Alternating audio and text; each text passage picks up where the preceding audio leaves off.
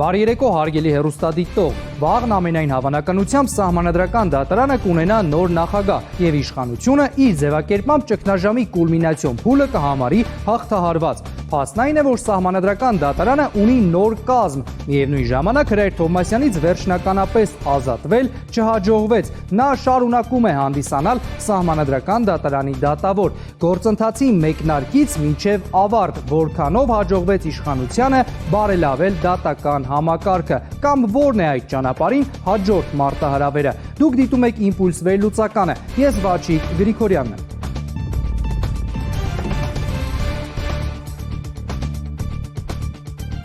Աղավարում կզրուցենք սահմանադրագետ Արամ Վարդևանյանի հետ։ Բարև ձեզ, պարոն Վարդևանյան։ Շնորհակալ եմ հրավերն ընդունելու համար։ Շնորհակալ եմ հրավերի։ Պարոն Վարդևանյան, փաստորեն հավանաբար վաղը արդեն իշխանությունը վերջնականապես կլուծի իր առաջ դրված խնդիրը, սակայն այս պայմանությամբ էլ մենք ունենք սահմանադրական դատարանի նոր կազմ։ Կարելի ասել, որ այս սահմանադրական դատարանը համապատասխանում է 2015 թվականի սահմանադրության ոգուն։ Ես կարող եմ մի բան հստակ ասել, որ թե նախկին կազմը, եթե արդեն կարելի է այդպես ձևակերպել, փաստացի իհարկե այդպես էլ կա, ամբողջությամբ համապատասխանում էր 15 թվականի սահմանադրության ոգուն, նաև հենց բառացի նորմերին,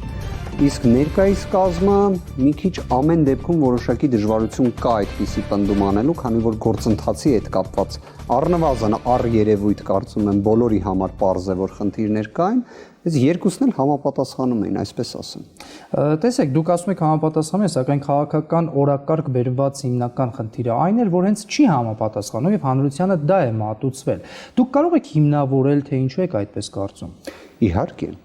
ինչպես շատ ճիշտ նշեցիք, դա քաղաքական օրակարգի միգուցե մասն էր կազմում։ Իրավական տեսանկյունից որևէ խնդիր չկար։ Հիմնավորումներից սկսենք ամենապարզից։ Նույն Վենետիկի հանձնաժողովը նույնիսկ խնդիր չէր տեսել սահմանադրական դատարանի կազմի հետ կապված եւ դրա հենց սահմանադրության այդպես կոչված ոգու համապատասխանության մասով, իսկ իրավական տեսանկյունից հենց այդքան քննարկված անցումային դրույթը սահմանադրության 213-րդ հոդվածը հենց ուղղակիորեն ապահովում էր, որ սահմանադրական դատարանի 96 թվականից ձևավորված կազմը, թե մինչև 2015 թվականի սահմանադրության փոփոխությունների լիարժեք ուժի մեջ մտնելը, որը 2018 թվականի ապրիլի 9-ն էր, ամբողջությամբ հարմոնիզացվում էին։ Անցումային դրույթի իմաստը հենց դրանում է կայանում։ Եվ այդ նույն անցումային դրույթը սահմանադրության մասն էր կազմում։ Այսինքն նույն այն սահմանադրության այլ հոդվածների հետ համեմատության մեջ հավասարարժեք ուժ ուներ։ Այսինքն եթե մենք դիտարկում ենք սահմանադրությունը միմյանցից անջատված,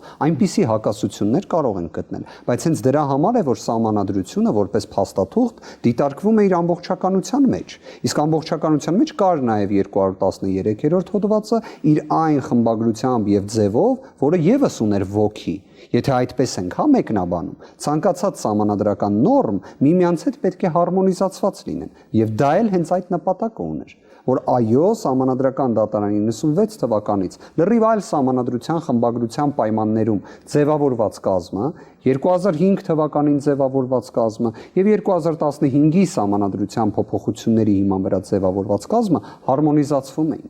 Եթե մենք համարում ենք, որ այս գործընթացը ի սկզբանե քաղաքական էր, սահմանադրական դատարանի կազմը փոխելու, մենք պետք է նաև հաշվի առնենք, արդյոք քաղաքական չէր նախկին կազմի ձևավորումը։ Սկսած Գագիկ Հարությունյանի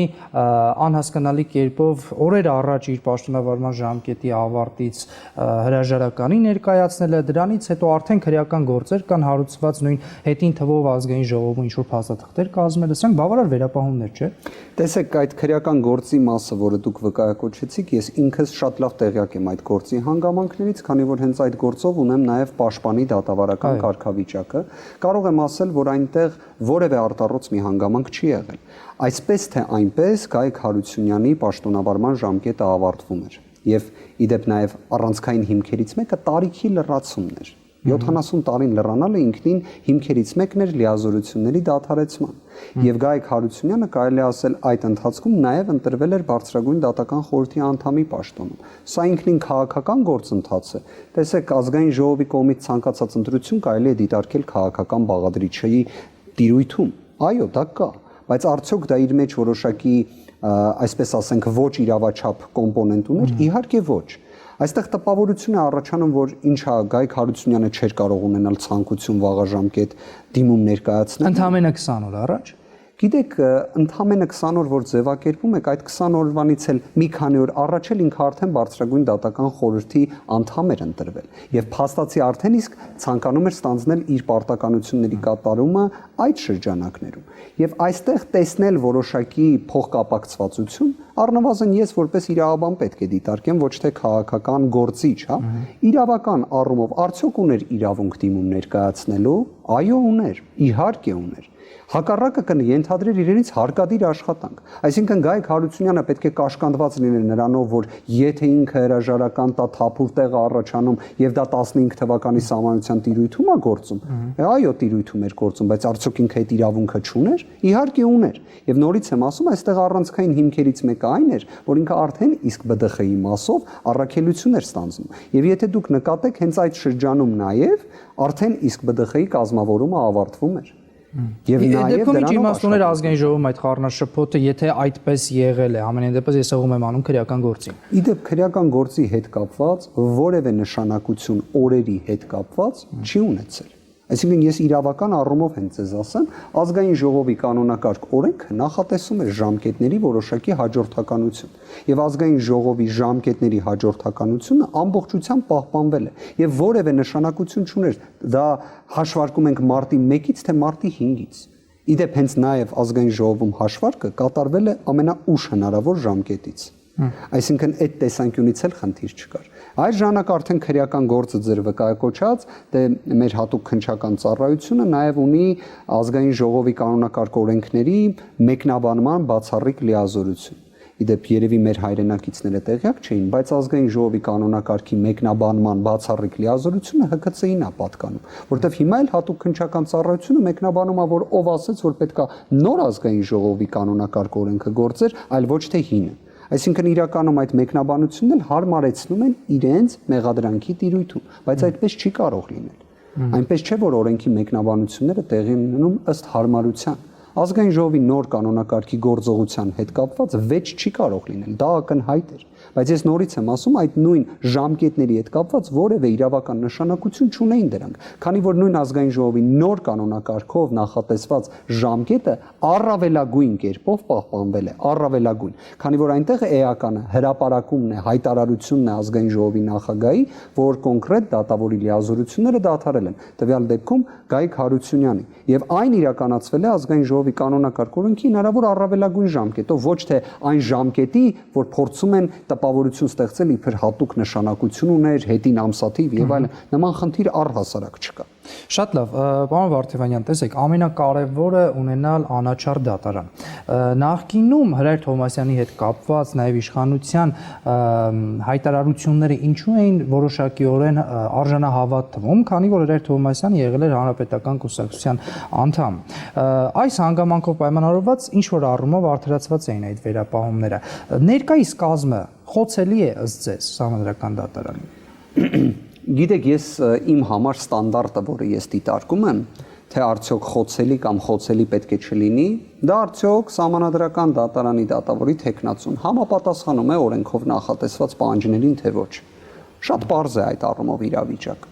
Իսկ համապատասխանում է ներկայիս կազմը։ Ներկայիս կազմը, եթե նայում ենք ֆորմալ առումով համապատասխանում է, բայց նույն հաջողությամբ նաև Հրայր Թովմասյանն էլ ամբողջությամբ համապատասխանում էր։ Որևէ արգելք չկա քաղաքական պատկանելիություն նախկինում ունենալու պայմաններում առաջադրվել Սահմանադրական դատարանի դատավորի թեկնածու, դա արգելք չէ։ Այսինքն եթե մենք ֆիկտիվ նոր այսպես սահմանափակումներ ենք հորինում, դրանով մենք որևէ կերպ չենք նպաստում օրենքի պահպանմանը կամ իրավունքի զարգացմանը։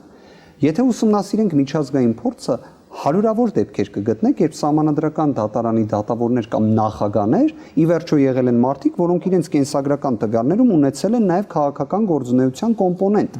Այլ հարց է, արդյոք անձը լինելով Սահմանադրական դատարանի դատավոր ունի այդ ներքին ուժը, կամքը, նույնիսկ վճռականությունը լինելու անկախ։ Սա շատ սուբյեկտիվ հանգամանք է։ Մենք այս կարելի ասել վերջին ժամանակաշրջանում տեսել ենք, որ կան դատավորներ, որոնք ունեն բացառիկ նույնիսկ կամային հատկանիշներ, եւ կան դատավորներ, որոնք դա առհասարակ չունեն։ Իմ կարծիքը հետեւյալն է, եթե դատավորը չունի իր մեջ այդ կամքը, այդ վճռականությունը, սահմանափակված լինելու բացառապես օրենքով եւ իրավունքով, նույնիսկ այսպես ասեմ, գերակայողը իրավունքը պետք է լինի մշտապես, ապա այդ անձը չպետք է լինի դատավոր։ Հիմա արդյոք այս նոր 3 ընտրված դատավորները ունեն այդպիսի հատկանիշներ, թե ոչ, հավատացեք դա կերևա որոշումներից, որոնք կկայացվեն։ Այնուամենայնիվ դուք չեք բացառում, որ մենք կարող ենք ունենալ սահմանադրական դատարան, որը ինչպես Նիկոլ Փաշինյանն է ձևակերպում, խամաճիկային կլինի։ Գիտեք, այն գործողությունները, որոնք կատարվեցին սահմանադրական դատարանի Օրինակ նույն նախկինի դեպքում, նախկին կազմի դեպքում ես արդեն նշեցի, Հրայր Թովմասյանի քաղաքական անցյալով էր պայմանավորված նման հայտարարությունները, բայց որևէ փաստական հանգամանք դրա վերաբերյալ չկար։ Այսինքն միակ փաստական հանգամանքը այն էին վկայակոչում, որ ինքը քաղաքական անցյալ ունեցել է, բայց որպես սահմանադրական դատարանի դատավոր այնուհետև նախագահ, ինչ գործողություններ է կատարել։ Մի հատ կարելի է պարզապես համեմատական անցկացնել որոշումների մակարդակի հետ կապված եւ դրանց իրավական հիմնավորվածության հետ կապված։ Հավատացեք, իսկապես նույնիսկ կարելի էր հպարտանալ այդպիսի որոշումներով։ Միայն հենց մեկը կվկայակոչեմ սահմանադրական դատարանի որոշումը գրավի ինստիտուտի հետ կապված, որ կարող է զսպել նաև խոչընդոտելու ռիսկը։ Սա այնպիսի պրիմիտիվ բան է, որ եվրոպական երկիր չկա, որ դա չիմանա կամ դա չընդունի որպես օրենսդրական պահանջ, բայց մեր երկրի օրենսդրությունը դա չէր կարգավորում։ Եվ մենք ունեինք մի իրավիճակ, որ գրավը զսպում էր մենակ թաքնվելու ռիսկը, այլ ոչ օրինակ նաև խոչընդոտելու կամ նոր հանցանք կատարելու ռիսկը։ Սահմանադրական դատարանը 2019 թվականի նոյեմբեր ամսին ընդունված որոշմամբ այդ հարցը կարգավորեց եւ վստահեցնում եմ ձեզ այդ հարցի կարգավորմամբ, որ հակասահմանադրական ճանաչվեց այդպիսի օրենսդրական բացը, մենք երևի մի հարյուրավոր եվրոպական դատարանի որոշումներ կանխեցինք։ Այսինքն այդ բոլոր որոշումներն էլ միջինում 20,000 եվրոյի պահանջեր լինելու, որոնք պետք է մեր պետական բյուջեից վճարվեին անձանց։ Հիմա սա լավ որոշում էր, թե չէ։ Սա արդյոք այդ կարելի ասել абստրակտ ինչավոր քաղաքական անցյալ է անձ ունենում, դրան հակակշիռ չէ, հակափաստարկ չէ։ Ես կարծում եմ այո։ Եվ ես կարծում եմ հենց այդպիսի որոշումներով պետք է գնահատվի, արդյոք սահմանադրական դատարանը եղել է էֆեկտիվ եւ անկախ, թե ոչ։ Պարոն Վարդևանյան, այս ամենի պատճառը, ինչպես ես նշեցի, անաչառ դատարան ունենալու ցանկությունն է մեր բոլորիս, իշխանությունները դա ասում, ընդդիմությունները դա ասում, այս բոլորը դա են ասում։ Այս ողջ ընթացքում իշխանության գործողությունները միտված դրան, որքանով են իրենց արդարացրել։ Դուք ուղղակիորեն առնչվում եք դատարանների հետ։ Որոշակի բարելավում վերջին 2 տարիների ընթացքում նկատել եք։ Ես ասեմ հանուն արդարության որոշակի շրջաններ կամ որոշակի գործողություններ իրենց մեջ դրականի միտում կարող էին ունենալ, բայց ունեցանք այնպիսի իրավիճակ, որ ենթադրենք, եթե մի քաղաքական աղմկահարույց գործով դատավորը կայացնում է փաստացի դատախազությանը քննիչին կամ քաղաքական որոշակի դերակատարներին ոչ հաճելի որոշում, մենք ունենում ենք խայտառակ պատկեր, բայց այդպես պետք է չլինի։ Դատարանը, եթե ուզում ենք լինի անկախ, ինչ է շարքում խայտառակ պատկեր ենք ունենում։ Օրինակ տեսնում ենք դատարանների մուտքերի եւ ելքերի շրջափակման ակցիա։ Հասկանում եք։ Տենց բան երևի 19-րդ դարում էլ չի եղել։ Դե դա քաղաքական իշխանությունն է արել։ Ես խոսում եմ դատարանների, դա ի վերջո մի ազդակ էր, որ դատարանները ինչպիսին պետք է լինեն։ Հավատացեք նաև ժամանակագրության առումով, դա ոչ միգուցե զուգադիպությամբ համընկել էր նաև Ռոբերտ Քոչարյանի խափանման միջոցի փոփոխման հետ։ Եվ այդ ժամանակ հնչեց կոչը դատարանների մուտքերը ելքերը շրջափակելը, որի վերաբերյալ իդեպ խիստ բացասական կարծիք կա նաև Freedom House-ի կամ Amnesty International-ի զեկույցներում։ Սա էլ միջազգային իրավապաշտպան կազմակերպություններ են։ Այնուհետև հնչեց վեթինգի հետ կապված գաղափարը եւ որոշակի ժամանակ անց եղավ Արմեն Դանիելյանի համապատասխան որոշումը կրկին կալանավորման վերաբերյալ, որը վերջին տարիների ամենախայտառակ որոշումներից մեկն էր, որտեղ այն իրավական նույնիսկ նշույլ չուներ եւ վեթինգ չեղավ։ Հիմա այս պայմաններում դուք անկախություն Դե իշխանությունը ասում է լինում է վեթինգ, ուղղակի մենք դա չենք բարձրաձայնում։ Դե այդպես չի կարող լինել։ Այսինքն մենք տեսնում ենք, չէ, օրինակ, դատավորներ կան, որոնք շատ հայտնի են։ Այսինքն բոլորը գիտեն այդ դատավորների մասին։ Այդ դատավորները նույնիսկ կարելի ասել բոլորի համար են հայտնի իրենց տեսակով, մոտեցմամբ եւ այլն։ Այդ դատավորները նույն կերպ շարունակում են պաշտոնավարել։ Նույն կերպ, նույնիսկ կարող եմ ասել ավելի լավ միջավայրում։ Իսկ այն դատավորները, օրինակ ինչպիսին պարոն Ազարյանն է, որը թե նախկինում, թե ներկայումս մշտապես կայացնում է օբյեկտիվ որոշումներ, օբյեկտիվ վճիռներ։ Այ պարոն Ազարյանի նկատմամբ այնպիսի ճնշում էր, որ նույնիսկ կարելի ասել հանրապետության հրապարակից են պարոն Ազարյանին դիմել, երբ մի զանգված ժողովրդի, ստվար զանգված հավաքված էր։ Նաև նույնիսկ կարգապահական վարույթ էին հարուցել կրկին փաստացի հատուկ քննչական ծառայության եւ արդարադատության նախարարի ցանկությամբ։ Այ Ալեքսանդր Ազարյանի եւ Դավիթ Հարությունյանի հետ տեղի ունեցածը մենք չենք կարող տեղավորել վեթինգի համատեքստում։ Այ օրինակ պարոն Ազարյանի նկատմամբ տեղի ունեցածը, եթե դա վեթինգն է, ուրեմն հավատացեք, մենք ուզում ենք ունենալ ոչ թե անկախ դատական համակարգ, այլ ուզում ենք ունենալ անհասկանալի մի դատական համակարգ, բայց հաստատ ոչ անկախ։ Եթե մենք հիշենք, որ Հայաստանի լավագույն դատավորներից մեկն է իդեպ Դավիթ Բալայանը, ով որ փորձում էր մուտք գործել իր աշխատասենյակ, որը իդեպ իր պարտականությունն է։ Ինքը օրինակ այդ օրը աշխատանքի չներկայացավ, իր չներկայանալով ստացվում է, բայց վարձատրություն ստանում է, չէ՞։ Այսինքն ինքը պարտականություն ունի գնալ աշխատանքի, անելու իր գործը։ Ինքը այդ օրը չկարողացավ նույնիսկ իր աշխատասենյակ մտնել, նույնիսկ իրեն հրեցին գցեցին գետին, բայց քրեական գործ չհարուցվեց։ Իդեպ լավագույն դատավորներից մեկն է Դավիթ Բալայանը։ Ուղղակի հարցրեք մարդկանց, ովքեր առնչվել են իր նախագահությամբ մի գործով, կամ առավել եւս փաստաբանների։ Դե դրանով իհարկե help court համակարգը, եթե ուսումնասիրեք, արդեն իսկ խոսուն է, թե ինչ կարծիք ունեն Դավիթ Բալայանի մասին փաստաբանները կամ պարոն Ազարյանի։ Բայց մենք չունենք այն ազդակը իշխանության կողմից, որ խրախուսելի է լինել անկախ, այլ ոչ թե կախյալ։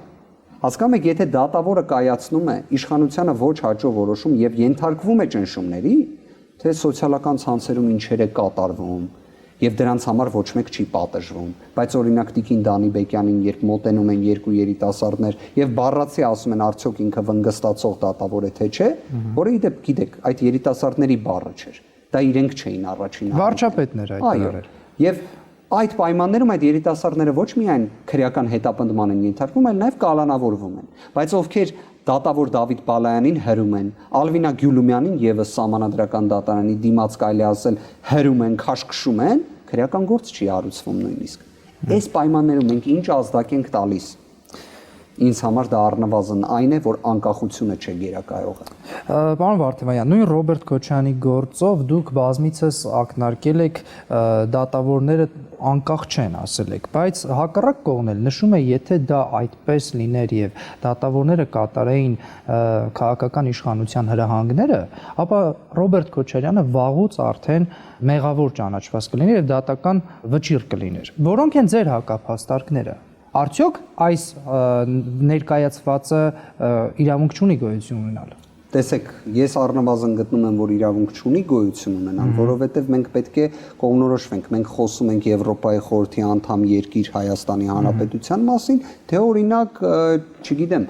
Սոմալիի կամ Զիմբաբվեի իրավական մշակույթ ունեցող երկրի մասին, կամ Նիգերիայի դեպ։ Հիմա եթե մենք այդ ստանդարտով ենք դիտարկում, կյանքի իրավունք ունի ձեր ասածը միանշանակ։ Եթե դիտարկում ենք ԵԽ անդամ երկրի, ապա այո, մեր ասածն է ճշմարիտ մի քանի պատճառով։ Առաջին, այդ ինչպես է ստացվում, որ ակնհայտ հիմքերի պայմաններում, ակնհայտ հիմքերի կալանավորումը մշտապես մնում էր անփոփոխ։ Նույնիսկ կորոնավիրուսային համավարակի պայմաններում Տիկին Աննա Դանիբեկյանը որևէ գործողություն չէր կատարում։ Գիտեք ինչ էր ընտրել, ինչ տարբերակ էր ընտրել։ Մարտից մինչև մայիս մենք դատական նիստ չէինք ունենում, առհասարակ չէինք ունենում։ Եվ երբ մայիսին արդեն իրավիճակը գնալով ավելի սրվում էր, Տիկին Դանիբեկյանի համար դա նշանակություն չուներ։ Իր հիմնավորումները, որ մի քիչ ավելի պարզ բնութագրեմ, մոտավոր այսպիսին էր, որ գիտեք ինչ, ՔԿԻ-ում թե ՔԿԻ-ից դուրս մարդիկ կարող են կորոնավիրուսով վարակվեն։ Հիմա ինչ կա որ։ Ասում եք այս մակարդակի մենք իրավական հիմնավորումների դեմ ենք պայքարել։ Եվ կարելի է ասել միայն պարոն Նիկողոսյանի որոշակիորեն վճռականության պայմաններում ունեցանք այնպիսի մի որոշում, որ խափանման միջոցը փոփոխվեց։ Էն էլ բայց իհարկե հաշվի առնեք գրավի չափն էլ աննախադեպ։ Այդ գրավի չափն էլ կարելի ասել այնպիսին էր, որ մարդուն որպես ազդակ են տալիս, որ ավելի լավ է լինել կալանավորված։ Այսինքն, Որտեղ գույքի վրա կալանքները հասկանալի է, դուք գտնում եք, որ Նիկոլ Փաշինյանը կամ քաղաքական իշխանությունը չանձնավորեն կոնկրետ Նիկոլ Փաշինյանին, միգուցե դա արվի միջնորդավորված կամ չգիտեմ։ Եթե իրենք ցանկանային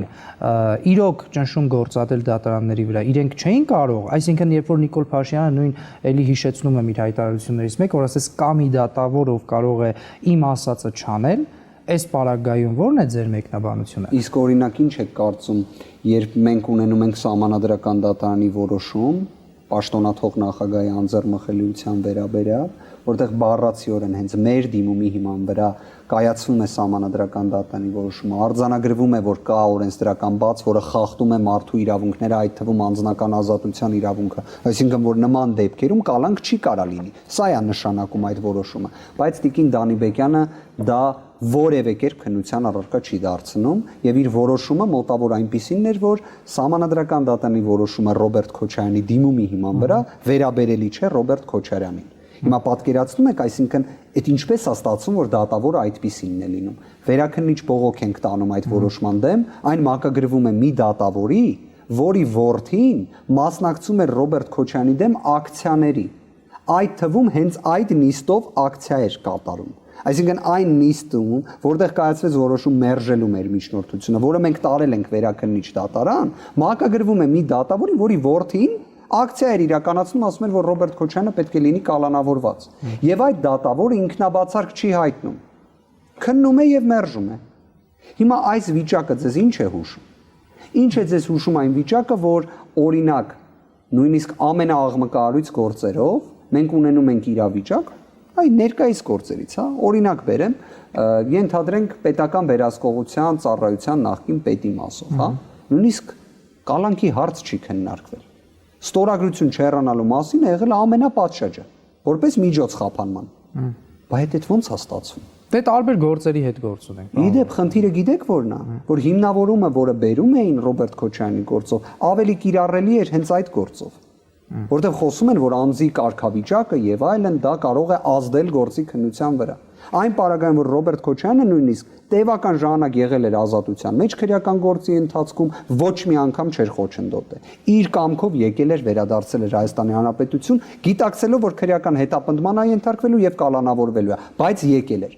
Այսպիսի փաստական անգամների պայմաններում, երբ կալանքը մշտապես պահպանվում էր, դա չի կարող վկայել դատարանի անկախության մասին։ Ուրիշ բաների մասին հաստատապես վկայում է, բայց ոչ դատարանի անկախության։ Շատ բարի, ես ամփոփելով Ռոբերտ Քոչարյանի դատավարության թեման,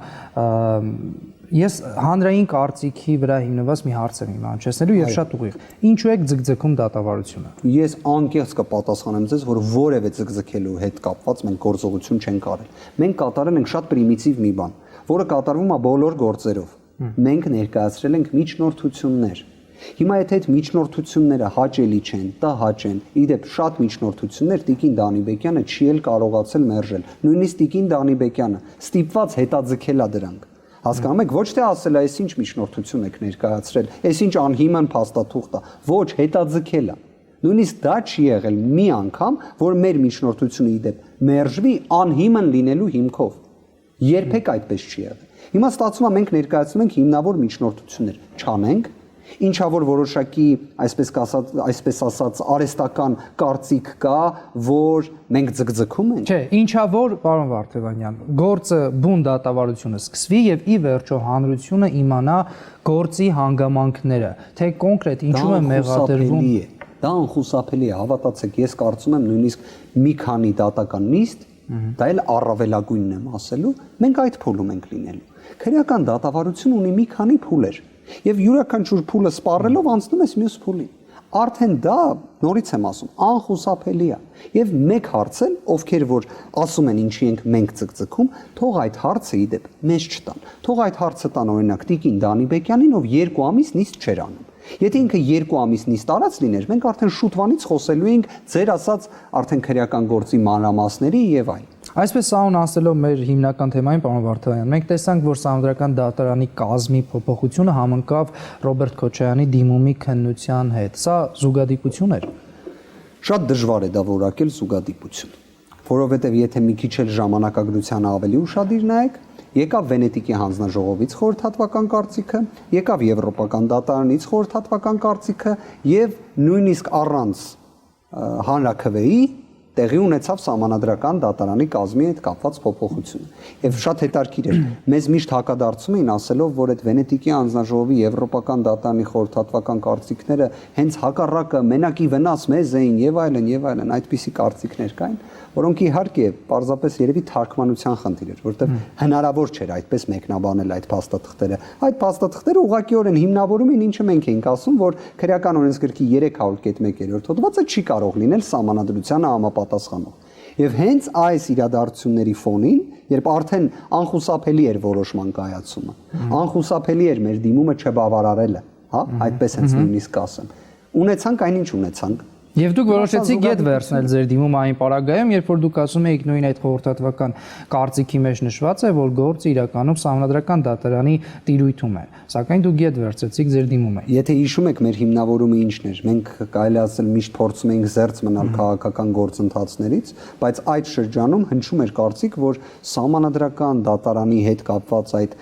իհարկե ակնհայտ հակասահմանադրական փոփոխությունները, որոնք նախաձեռնվել էին, ազգային ժողովի խմբակցություններից մեկը չէր ուղարկում Սահմանադրական դատարան, այսինքն չէր միանում ստորագրություններին, որովհետև գտնում էր, որ Ռոբերտ Քոչարյանի գործը պետք է քննվի։ Դրանով կարելի ասել այդ հայտարարությանը մենք տվեցինք մեր պատասխանը, որ մենք խնդիր չունենք այդ գործի քննության հետ։ Բայց մյուս կողմից էլ դրանով դուք հնարավորություն տվեցիք, որ Սահմանադրական դատարանը չեղարկի սահմանադրական փոփոխությունները։ Մենք հավատացեք, որովհետև մեր դիրքորոշումը ամեն դեպքում իրավունքի գերակայությունն է, չէ՞։ Երբ մենք խոսում ենք դրա մասին, մենք դա միայն ձևական ինչ որ կամ ոնց շատերը փորձում են ներկայացնել, նման լույսի ներքո չենք անում։ Մենք դա ներկայացնում ենք դրան հավատալով, որովհետև իսկապես ես գտնում եմ, որ սահմանադրության նման փոփոխությունը նման ձևով դա շատ մեծ ավելի ռիսկեր է իր մեջ պարունակում, որոնց հետևանքները դեռ մենք առջևում կարող է տեսնենք։ Եվ եթե նժարի վրա դնեինք այդ երկու հարցերը, մենք նախապատվությունը տվեցինք հենց սահմանադրության պահպանման հարցին։ Եվ դա իհարկե նաև հենց պարոն Քոչարյանի հետ քննարկումների արդյունքն էր։ Իհարկե իր համաձայնությունը ունենալով եւ հենց իր դիրքորոշումն էր նաև այդպիսին։ Եվ իհարկե կհիշեք,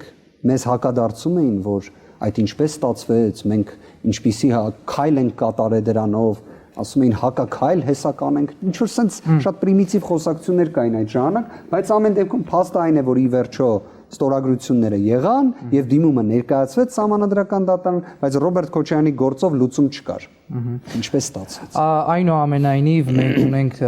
նոր Սահմանադրական դատարան ամփոփելով պարոն Վարդևանյան։ Հետաքրքիր է, որպես փաստաբան աշխատանքի բերումով վստահաբար առնչվելու եք։ Դուք վստահություն եք եւ եթե կարիք լինի նորից կդիմեք Սահմանադրական դատարան։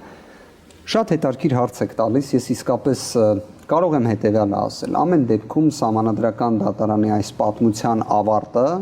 որոշակիորեն կտեսնենք Եվրոպական դատարանի որոշմամբ։ Այսինքն մենք կհասկանանք, արդյոք այն ամենը, ինչ եղավ Սահմանադրական դատարանում 3 սահմանադրական դատավորների նկատմամբ Եվրոպայի խորհրդի անդամ երկրին հարիր էր, ընդունելի էր թե ոչ, որտեվ կտեսնենք դա, կարծում եմ 1 տարվա մեջ ամենաուշը կտեսնենք,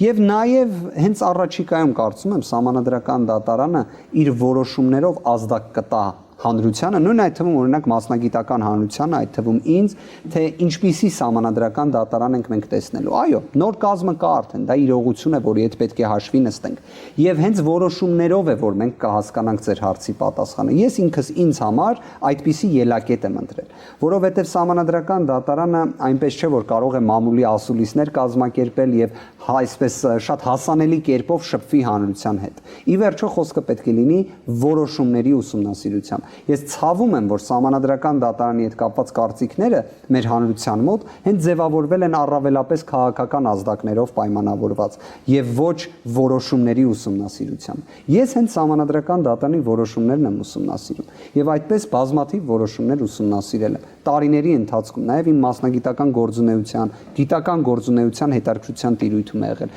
Եվ ես անհամբեր կսպասեմ այն որոշումներին, որոնք հենց առաջիկայում կկայացվեն, այդ թվում նաեւ բավականին լուրջ սահմանադրը իրավական խնդիրների վերաբերյալ եւ ես կկարողանամ օրինակ անկեղծ ձեզ պատասխանել թե ինչպիսին է մեր սահմանադրական դատարանը ես այս փուլում զերծ կմնամ այդպիսի կարծիք հայտնել որովհետեւ դրա հիմքը չունեմ իսկ այնպես ինչպես շատ այլ դեպքերում է տեղի ունեցել որ առանց հիմքերի գնահատականներ են հնչեցվել ես այդ մշակույթը կրողը չեմ Շնորհակալություն հետաքրքիր ես եմ շնորհակալ Այսօրվա համար այսքանը հարգելի հեռուստադիտողներ շարունակեք հետևել մեր հաղորդած իմպուլսներին առողջ եղեք եւ անվտանգ հաջողություն